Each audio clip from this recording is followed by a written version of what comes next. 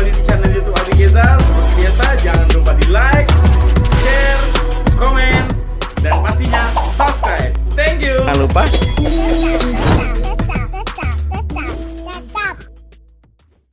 Halo semuanya, apa kabar? Kembali lagi di channel YouTube Abi Geza. Dan hari ini udah lama banget gua nggak ngonten. Ini mungkin konten pertama gua setelah beberapa lama gua nggak upload video. Sebenarnya banyak materi video yang udah gua siapin, konten yang udah gua siapin, tapi nggak tahu ya, kadang-kadang ngedit tuh males banget guys. Ya mudah-mudahan ini adalah awalan buat kembali mengonten. Jadi buat kalian jangan lupa subscribe, like, share, dan komen semua video saya, oke? Oke, hari ini sebenarnya gue mau sedikit cerita aja. Jadi kemarin gue sempat kena COVID, ya, itu 1 bulan lebih gue kena COVID dan hampir meninggoy ya. Jadi buat kalian yang mungkin masih belum pernah ngerasain, kayaknya kalian harus hati-hati guys. Tetap pakai masker, cuci tangan, jaga jarak, itu memang benar-benar penting. Dan kalau kalian udah sampai kena, wah luar biasa. Jadi kemarin gue kena itu 1 bulan lebih, itu sampai gue nggak bisa berdiri guys. Awal mulanya ya kita, namanya gue kan waktu itu pergi bareng gitu sama saudara, masih adik sepupu gitu. Dia bawa rekannya. Nah 2 hari setelah kita ketemuan itu, ternyata kita tuh ketemuan tuh buat bahas kayak rencana bisnis gitu guys. Nah 2 hari setelah ketemu itu tiba-tiba temennya si Ayu ini ngabarin kalau ternyata dia positif COVID. Panik dong gua kan. Jadi Ayu bilang ke gua gini, Dek, kemarin teman Ayu yang bareng kita itu ngobrol, dia positif COVID. Wah, gua langsung panik kan, takut dong. Tapi pas pada saat ketemuan sih sebenarnya kita jaga jarak, terus pakai masker, terus pulang-pulang juga gue cuci tangan, pakai hand sanitizer. Nah pada saat tahu berita itu, nggak tahu ya kenapa pikiran gue takut aja kena juga gitu loh. Terus selang beberapa hari, Ayu gue nelpon lagi nih, sekitar 2 atau 3 hari dia nelpon, Dek, Ayu udah mulai demam katanya, kayaknya Ayu positif juga. Wah tambah panik dong gue ya kan. Ya gue akhirnya, karena gue takut nanti imun makin turun, jadi gue nggak peduliin sih. Gue pikir gue nggak bakal kena lah, gue pikir. Jadinya akhirnya tak kabur guys. Ya gue bikin gue nggak bakal kena karena gue pakai masker waktu ketemu, terus juga pokoknya protokol prokes ya, protokol. Jadi prokes lah pokoknya. Terus pas berapa lama ya, 3 hari dari itu tiba-tiba gue pulang ke rumah, tidur siang, dan itu badan gue panas banget guys. Panas banget, seluruh badan. Gue bingung kan, akhirnya tetap gue bawa istirahat, gue tidur. Ya pas gue tidur, ya alhamdulillahnya sih nggak ada masalah apa-apa ya. Maksudnya bangun tiba-tiba fresh lagi, nggak panas tadi, udah hilang gitu. Terus udah gue pikir nggak ada apa-apa, mungkin kecapean aja. Jadi gue tetap aktivitas. 2 hari setelah demam itu, panas itu, tiba-tiba penciuman gue hilang. Kepala nggak pusing, nggak demam, nggak apa, tapi penciuman gue hilang. Batuk nggak, pilek nggak. Jadi tiba-tiba penciuman hilang. Akhirnya gue putusin untuk check up ke rumah sakit. Beneran, hasil swab sih sebenarnya, bukan PCR, positif. Kacau, semua pikiran hancur guys.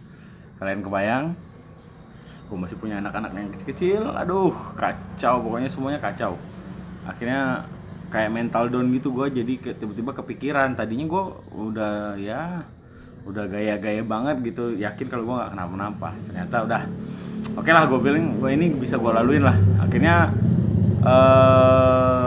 setelah hasil itu, gue memutuskan untuk isoman di rumah gue. Jadi anak istri gue suruh keluar dulu dari rumah, bukan ngusir. Nah karena takut ketularan ya, jadi gue di rumah isoman 2 hari itu. gue masih ngerasa kayak biasa-biasa aja sih, nggak apa-apa, gue minum obat. Terus hari ketiga tiba-tiba, maaf ya, gue buang air besar itu yang keluar gumpalan darah, kan kebayang. Dan gue telepon papa. Kebetulan dia orang kesehatan, jadi dia tahu lah masalah obat-obatan gitu. Gue kasih tahu obat yang gue konsumsi, dan ternyata obat yang gue konsumsi itu nggak bagus guys, ternyata bukan, dosisnya terlalu tinggi gitu buat gue ternyata. Dan gue memang nggak ada konsultasi ke dokter sama sekali ketika kena itu, karena gue males kan, nanti takut diarahin ke rumah sakit, ngeri lah kalau udah sampai masuk rumah sakit. Akhirnya gue coba pakai aplikasi Halodoc, tapi ya itu tadi ternyata dengan nggak konsultasi ke dokter itu adalah salah satu hal yang salah guys untuk penanganan COVID. Oke lah, akhirnya gue hari ketiga tuh gue nggak ada tidur sama sekali guys, sampai akhirnya besok pagi itu tadi gue buang air besar tuh gumpalan darah. Terus gue telepon papa, dan akhirnya papa gue datang ke rumah. Terus wah, nggak, dia benar-benar nggak pakai masker. Terus dia datang, nggak ini sih, dia mah orangnya nggak terlalu percayaan ya sama yang namanya COVID. Dah dia ngomong, nggak ada, kamu nggak COVID, udah itu obat terlalu tinggi, kamu jangan minum obat itu. Akhirnya dia kasih obat ke gua.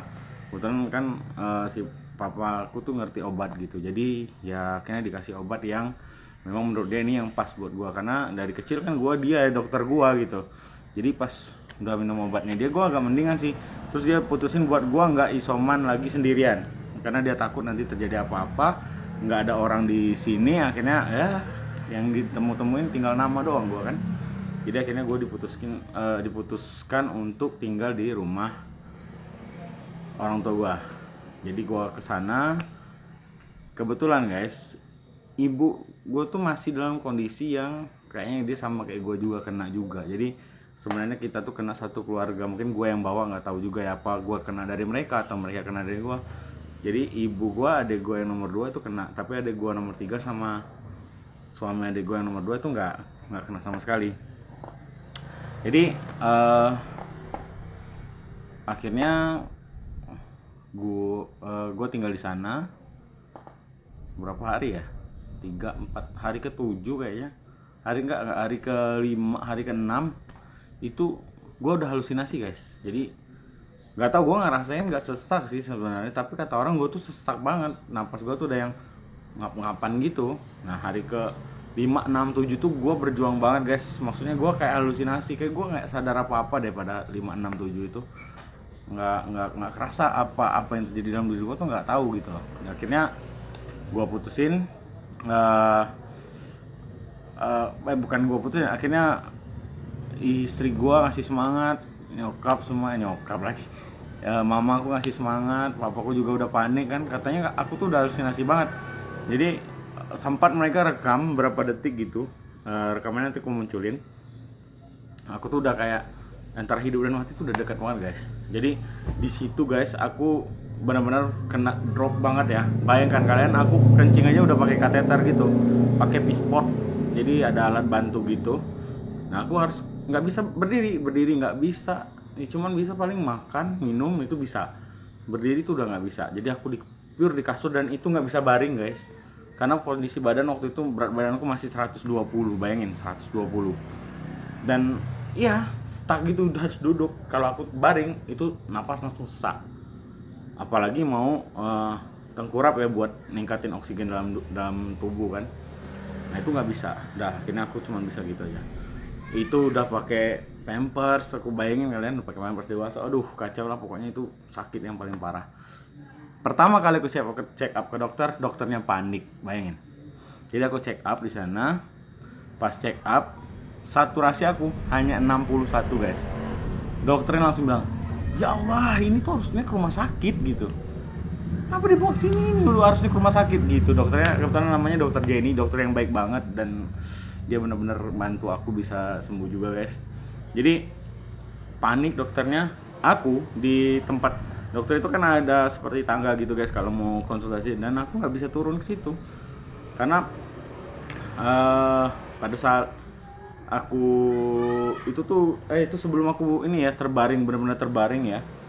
Jadi kondisi lagi drop banget itu aku udah bisa ngerasa bisa jalan dikit lah kalau nggak salah itu. Tiba-tiba aku nunggu di atas tuh duduk dan bayangin aku ngompol guys. Gara-gara nggak tahu guys, badan tuh tiba-tiba lemes dan nggak ngerti lagi lah. Pokoknya parah deh sakitnya. Akhirnya sudah berapa hari gitu aku di rumah ibuku, di rumah mamaku. Akhirnya aku balik lagi ke rumah mertua karena di situ akhirnya aku bisa kembali semangat lagi guys, karena aku ngeliat anak-anakku nyemangatin gitu. Jadi bener-bener ya gimana ya, emang kekuatan dari mereka juga yang bikin aku akhirnya bikin lagi. Aku selama di rumah mamaku tuh aku nggak bisa apa ya, maksudnya halusinasiku luar biasa guys. Tapi setelah aku ngeliat anakku, dia bilang udah sembuh bi udah sembuh belum gitu, ayo bi kita pulang bi ke rumah kita gitu. Anakku yang pertama si Keiza itu benar-benar nyemangatin aku banget untuk sembuh guys. Nah setelah di rumah mertua aku agak lumayan, akhirnya aku meskipun harus pakai kursi roda, aku ada temanku yang bawain kursi roda, dan itu aku udah mulai pakai tabung oksigen guys. Karena setiap kali aku sudah BAB atau ada aktivitas yang agak ini, aku langsung tiba-tiba sesak. Jadi aku harus pakai tabung oksigen sampai selama aku sakit tuh 3 tabung aku habis guys. Oksigen yang gede banget, tabung oksigen yang besar banget itu habis sama aku guys di 3 tabung. Jadi 1-2 tabung tuh ini, satu lagi tuh 1 tabung itu sebenarnya cuma setengah sih nggak aku pakai karena papaku melarang untuk terus pakai tabung oksigen karena katanya nggak baik juga untuk kesehatan kalau terlalu sering. Jadi bayangin guys, aku bersin buang ingus atau kotoran flu gitu, itu yang keluar gumpalan darah guys dari hidung, bayangin lah. Jadi udah kacau banget guys. Ini sorry ya ceritanya kemana-mana nggak urut, tapi yang kejadian yang kolam itu kayak gitu. Jadi sampai sekarang pun aku masih lupa di kondisi terparahku tuh aku tuh ngapain, aku lupa. Aku nggak tahu seperti apa, tapi orang bilang mereka udah takut banget kalau aku bakal mati guys. Tapi alhamdulillah Allah masih sayang sama aku, dan sampai detik ini alhamdulillah berangsur pulih. Ini juga masih, kalau untuk olahraga kayaknya masih agak ngap-ngapan ya, karena ya memang masih tahap pemulihan guys. Karena COVID itu bisa hilang bener-bener, katanya sih bener-bener pulih banget tuh 3 bulan setelah. Makanya kalau mau vaksin juga harus 3 bulan setelah kena. Jadi ini cerita sedikit aja guys, pengalaman pribadiku tentang COVID-19, dan memang sangat bahaya buat kalian semua yang nonton video ini, yang masih belum percaya, yang masih nggak yakin kalau COVID itu ada. Hati-hati guys, karena aku sendiri sama seperti kalian, dan aku bahkan udah nggak yakin tapi aku prokes tetap loh jalan, tapi ya masih kena juga. Jadi memang harus hati-hati guys. 1,5 bulan aku terbaring, dan sekarang berat badanku tuh hilang 17 kg guys gara-gara COVID itu. Dan aku hanya bisa minum air panas, terus makan juga yang protein, nggak boleh makan yang ya berminyak atau apapun, nggak boleh. Ketika sakit itu benar-benar aku terbaring. Tapi nggak semua gejala sama seperti aku, ada juga teman-temanku yang kena, mereka malah seminggu sembuh, 2 minggu sembuh. Dan satu lagi faktor yang bisa menyembuhkan aku itu juga bawang putih guys. Aku mau makan bawang putih itu sehari itu mungkin ada 15 siung. Jadi pagi 5, siang 5, sore ke malam tuh 5. Jadi barengan sama makan nasi, dan itu yang benar-benar kayaknya bisa memulihkan aku guys. Dari aku yang nggak bisa jalan terus bisa jalan.